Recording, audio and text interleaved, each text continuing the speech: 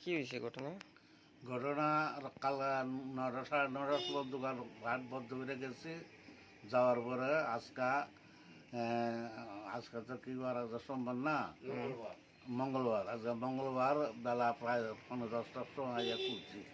খুললে চাইলে আমার দর হয়েছে চুরি।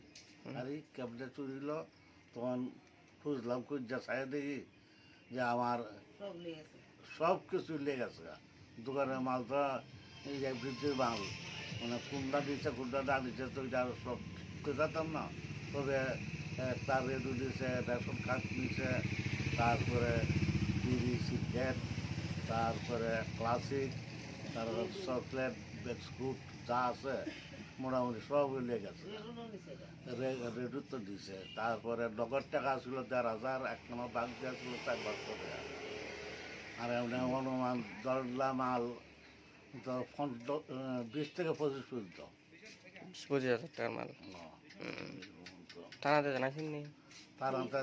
তারা হচ্ছে সহালেখা আবার ছেলে তারা কি গেছে গেছে ওটা কইল যে আমরা করে যাবো। আর এ পরে যাইবা এরপর আবার গেছে গেছে ওরে বিঘালাবো। তাহলে এরপরে কি জীবন তারা গেছে না কিটা যারা 3-4 বাজার টাকাটারি।